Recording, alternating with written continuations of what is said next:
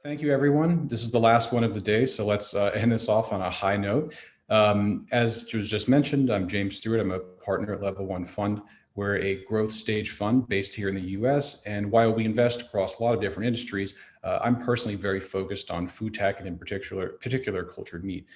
You'll see here the title of my presentation is Innovating Our Way to Interplanetarianism, an investor's perspective. Yes, I made up that word. So if you ever hear someone use it, just make sure I get credit for it.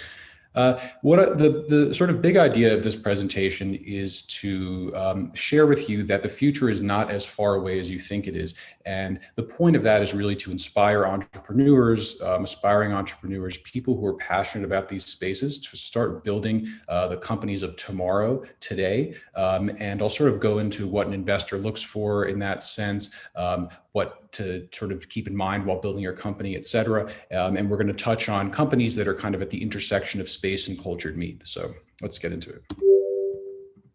So there's something I like to call the technology paradox. While we still have a long road ahead to become an interplanetary species, many of the technologies that we need to do so are already here. There's 3D printing, for example. While there are rocket companies that are 3D printing rockets today, that technology is also going to help us create infrastructure on Mars.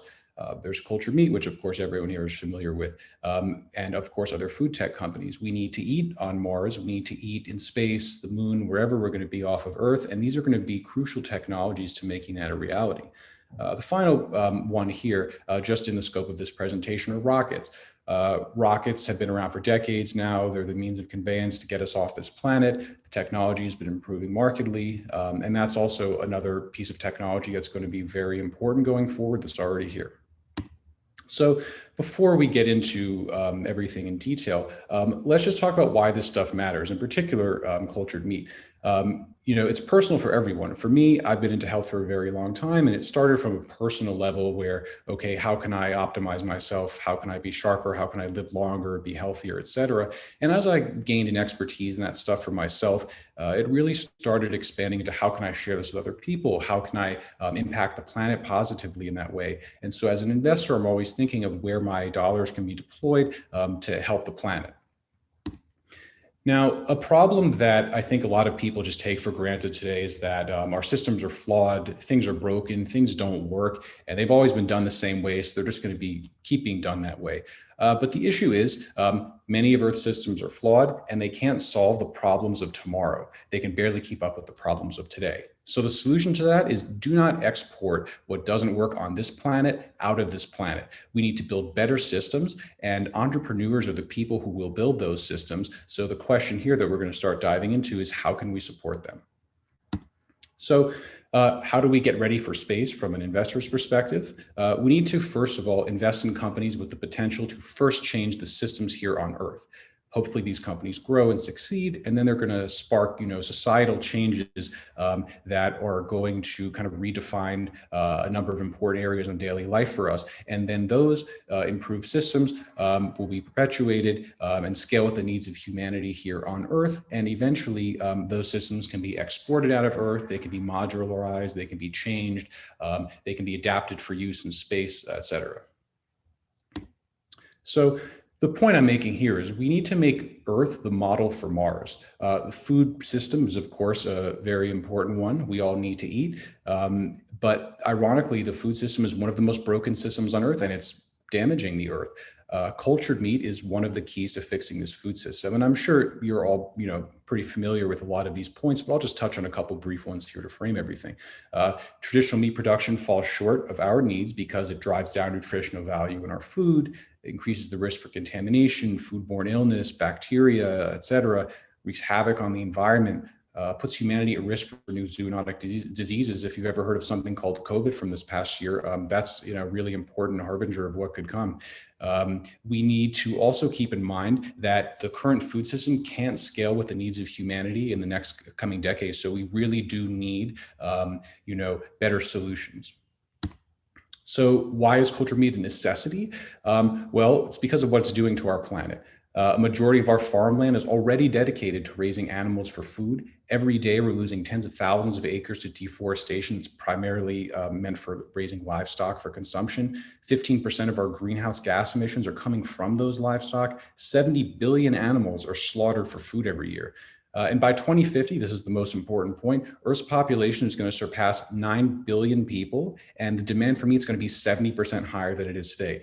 We just don't have enough land or enough water to meet the needs like that. And of course, cultured meat is a much better solution because it uses much less water, much less land, it's much cleaner.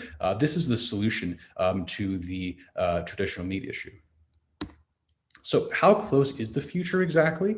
Well, if you look at what NASA said about the first base that might be on the moon, it's possible that by 2028, we're going to start construction on that. According to SpaceX, or rather Elon Musk through his Twitter account, we could have our first mission to Mars by 2030.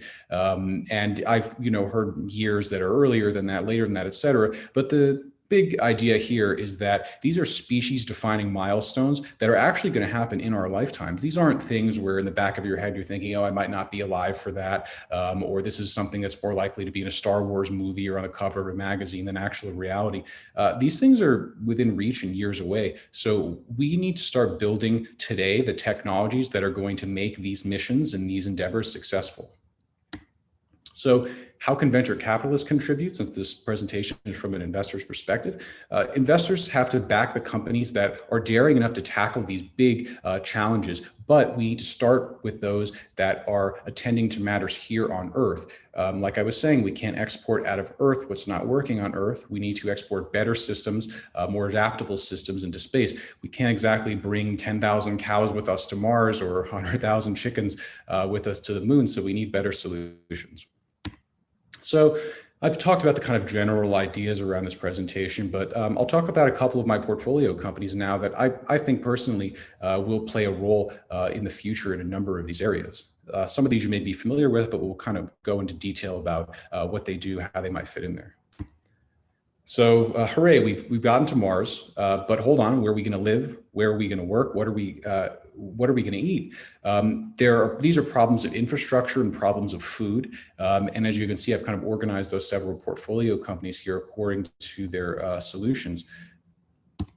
So if you're not familiar with Relativity, Relativity is now the second most valuable private space company in the world. And what they do is, compared to traditional rocket manufacturing that may take a year or two to put together a rocket with tens, hundreds of thousands of parts, lots of human labor, Relativity 3D prints rockets, and they can do this in maybe less than several months as opposed to a year or two. And they can use orders of magnitude less parts, there's a lot less room for human error, and they've had really promising test results so far. And while their initial mission is to build rockets faster, cheaper, and make them better, and to get satellites and things up into orbit, the long-term vision of the company is actually to 3D print everything that we need when we get on Mars. And this particularly is a very good example of what I'm talking about.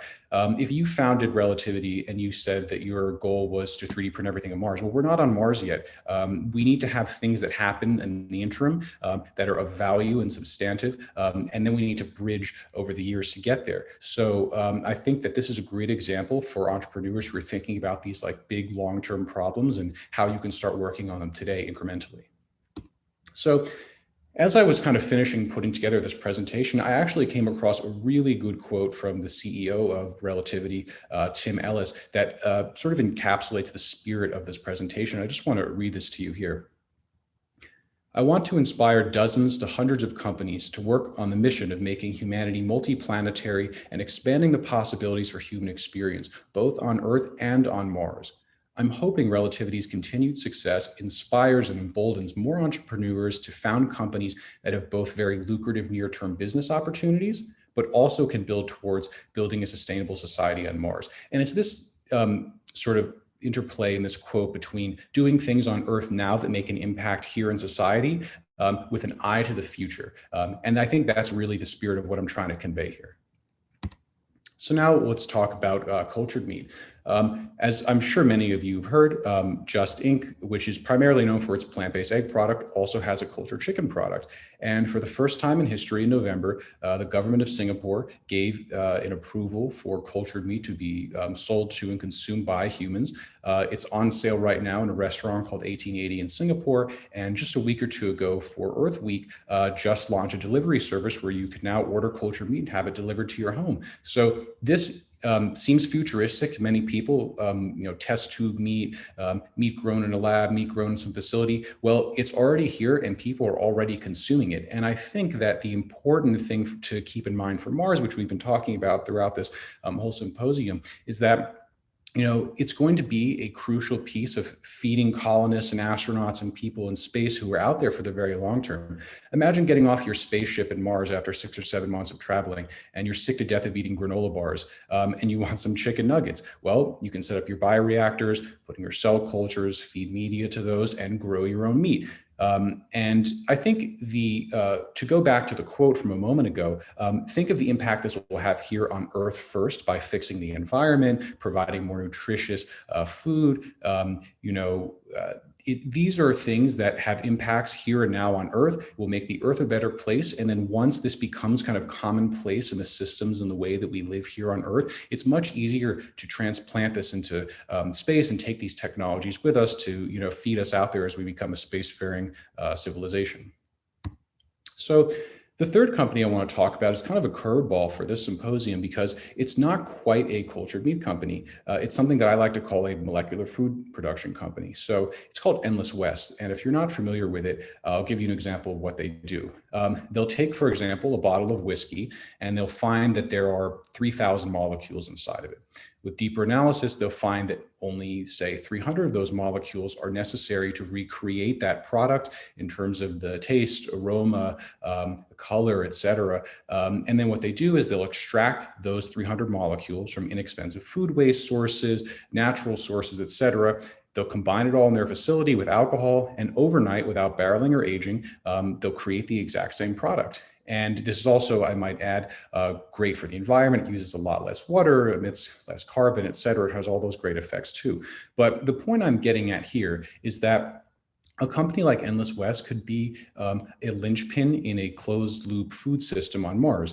When we go to Mars, surely we bring with us perhaps greenhouses, bioreactors for cultured meat, the media to feed the cultures, to grow the meat, all sorts of inputs. But then there are also outputs. There's the human waste, et cetera. And what a company like this could do is help us create things like coffee powder, cocoa powder, any other food groups you imagine. There are endless possibilities here. And I think that a company like this will be really crucial in making the most of what we bring to Mars and what we kind of create as outputs on Mars, the moon, space, wherever we're talking about here. So I think that companies like this are going to be very important in the coming years as we really start thinking about how we're going to feed people, outside of Earth.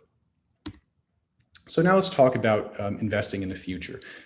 So investing in technologies today that we'll need on Mars doesn't mean waiting decades for them to start having an impact. As I've said a couple times, we're 3D printing rockets and construction projects even today. We're producing and consuming cultured meat today. And whether we realize it or not, we're already laying the groundwork for becoming interplanetary. That's very exciting, but it also is very, I think, inspiring to anyone considering working in these spaces, anyone who really wants to make a big long-term historical impact. These things are happening here and now, and it's worth rolling up your sleeves and getting to work on some of these things. So because this is from an investor's perspective, let's take a look at some of the numbers. So if you look back at 2018, only 35 million went into cultured meat companies. Last year, we hit 261 million, a nice increase. And this year, before we're even halfway through the year, we've almost more than doubled the amount of funding going into it. So as you can see, this is on trend. More money is pouring into this. Investors are seeing the value of cultured meat. And I think that if you're someone who's passionate about the space, someone who's interested in it, someone who wants to get into it, I think this is an incredible time to get involved, network your way into maybe working in a startup, start a company if you have the skills for that. It's a really, really good time to get into this. It's still in its nascency in many ways, and there's so much work that needs to be done on it. But as this chart shows, if you build it, investment dollars will come. And later on in this presentation, we'll talk a bit about what to do to bring in those dollars. So because we're talking about cultured meat and fundraising, I'll just touch on a couple of companies here that have raised the most, just to put into perspective, what's going on in the space. So one caveat here is that Just is not primarily a cultured meat company, has a plant-based egg product. So a lot of those funds are not specifically going to cultured meat, but it's of course an important player in the space. But if you look back at Blue Nalu, Mosa Meat, Memphis Meats, these companies are raising around $100 million, $200 million, et cetera. These are very large amounts of investment. And I think it's important to note that in the next year or two, I've heard it's possible that the US government may even approve cultured meat for consumption here. And these companies may become household names. They're going to have very important roles to play. And they're all doing really great things in the cultured meat space. So definitely these are companies to keep an eye on. If you're not familiar with them, definitely check them out. Where are most cultured meat startups based? This is especially important for those who are thinking maybe working in the industry. These are very approximate numbers, but the US accounts for roughly 40% of the world's cultured meat startups. The UK comes in second place with around 20%, followed by China and Europe. And there are a lot of new companies coming up all the time. These numbers are rising. So now let's take a quick look at space tech investments. So first thing you'll notice is that these numbers aren't in millions, they're in billions. Takes a lot of money to start a space tech company and to grow one. And as you can see here, last year we had just over $5 billion in funding for space tech globally. This year we have $2.5 billion so far, on track to surpass that. So it's also a very good time to work in space tech. There's a lot going on here. There's a lot of opportunities to start new companies, to join existing ones. Also very exciting, just like cultured meat. Here, also quick look at some of the companies that have led the pack in terms of funding. Obviously, there's SpaceX, which has raised a lot more money than these other companies, but it's definitely worth noting that Rocket Lab, Galaxy Space, Relativity that we've spoken about, Blue Origin, these companies are raising on the order of hundreds of millions of dollars, getting close to $1 billion. Of course, like I mentioned before, it's very expensive to start a company in this space, but these are some of the, I guess, leaders of the pack in terms of funding, and definitely worth being familiar with them. If you're interested in working in this industry, it's important to know, I think, what some of the larger players are doing to have a sense of how the landscape is kind of forming. Where are most SpaceX startups based? Similar numbers for the US, about 39% of them are based in the US here. China comes in around 16%, and the UK at 8%. So if you're interested in working in space tech, you know where to go to find those opportunities. So I'm an investor, obviously. What do investors in these spaces look for? Number one, founders with clear long-term visions that are strong yet flexible. It's important to have founders, of course, with strong visions, but nobody knows exactly how the future is going to play out. And I think that's why you need to have flexibility, especially when you're thinking of very long-term endeavors like setting up a base on the moon or colony on Mars. There's so many unknowns, so many things that can change. So you have to remain flexible. And I think noticing that in an entrepreneur is definitely a plus.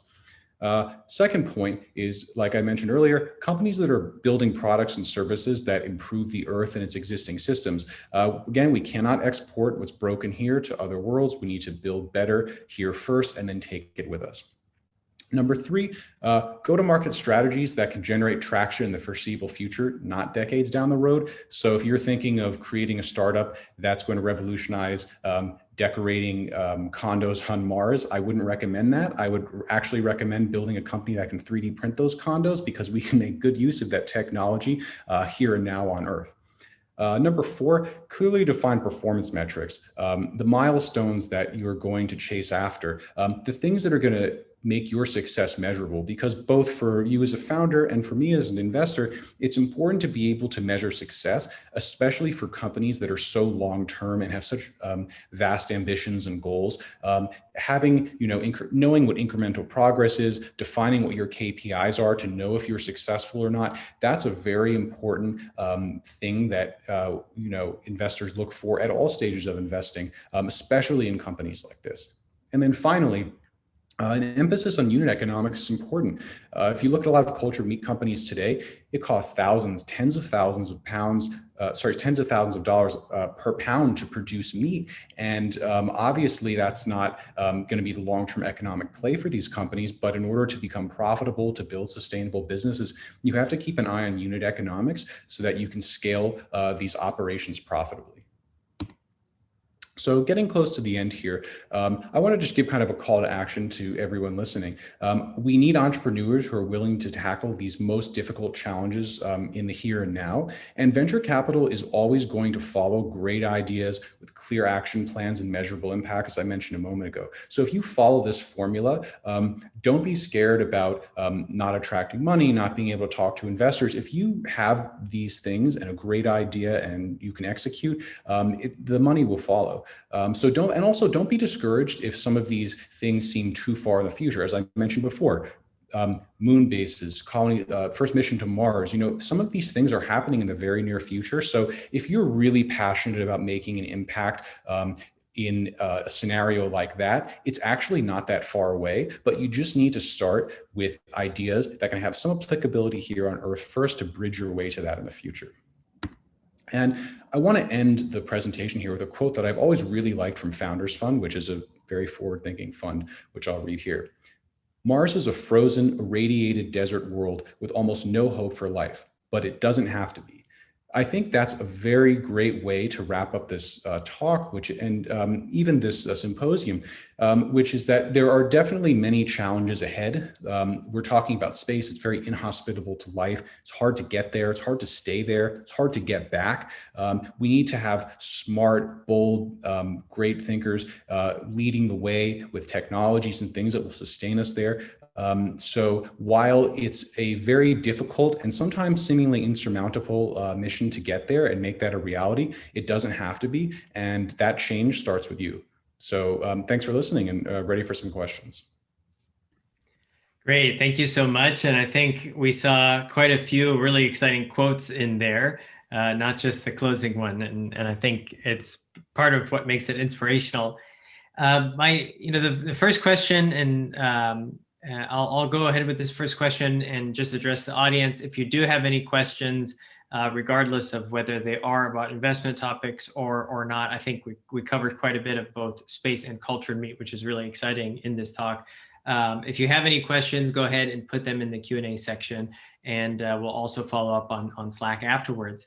My question is regarding the cultured meat companies that are currently raising money. What we've seen is that a lot of them don't have, well, one, a lot of the cultured meat companies, they come from founders that are not serial entrepreneurs. They might not necessarily have business or even startup experience. What do you think is the best way to kind of enable them to get into that startup mode? Is it an accelerator? Is it finding a business co-founder? What are your thoughts on that? I think that while it's okay to have someone on the founding team who maybe isn't like a master of culturing and maybe someone with a science background, I think it is important to round that team out with someone who has the science background, who has a deep knowledge of how to develop those processes. But also it's really important to have someone with a finance background, maybe not a CFO role at the beginning, but I'll give you examples. Like I've talked to and seen a lot of cultured meat companies, and very few of them actually think about unit economics. Many of them just say, okay, we're going to culture this meat, it's going to taste great, and in the next couple of years we're going to get it to market. But those companies are probably looking at thousands, tens of thousands of dollars per pound, as I mentioned earlier, and you need to be thinking about unit economics from the very beginning. And I think having someone who's very financially savvy and has those ideas in mind at the very outset, that's going to put you on a path to success. And it's also going to help with those KPIs and performance metrics that I mentioned, because by having that in mind at the very beginning, you're going to know what kind of milestones you need to hit, things that are long-term goals that you have to chip away at gradually. I think that's really the key for a team. You want to have it well-rounded. Great. Our next question is really just the opposite of that. What tips do you have for someone without a science background that is interested in getting into cultured meat or space? find co-founders. They're like, events like this are fantastic, especially the Slack group. It's easy to talk to people, connect with people. Go to places where there are like-minded folks who are really interested in these topics. Email people, message them on Twitter, seek people out who are also very passionate about this space and come together. And I think you'll find people who will be great co-founders. If you don't have a science background, go to those places and find the people who do have the science backgrounds, share your ideas with them, and see where it goes. And I think that's the best way to do it. With today's kind of investment market, do you see that hockey stick direction that cell cultured meat investment is going in will continue to increase? I think yes, for a number of reasons. The first is that when Singapore gave the government clearance in November for cultured meat, I think that actually took even most CEOs of cultured meat companies by surprise. People thought that it could take 5-10 years for that to happen. And it was kind of an unexpected event. And so I think that that's put into perspective that this stuff is here and now. And because of what happened in Singapore, other countries in the world, I've heard, are really accelerating that process. And in the US, they already have the kind of structure in place for how they're going to assess companies. And like I mentioned in my presentation, it is possible that in the next year, plus or minus, that even happens here in the US. So I think that it's pretty much a certainty that cultured meat is going to start being greenlit in a bunch of much larger countries with much larger markets. I think the value add is very clear. The technology works, and with scale, these products can become very cost effective. So investors realize this, and there is a lot of money that's starting to pour into these companies. And at a lot of the kind of incubators and accelerators for biotech companies, you're seeing a lot of early stage plays in this space too, more so than before. So I think that it's definitely a good time for this. As you saw in that chart, it's trending up. And I think those are the reasons why.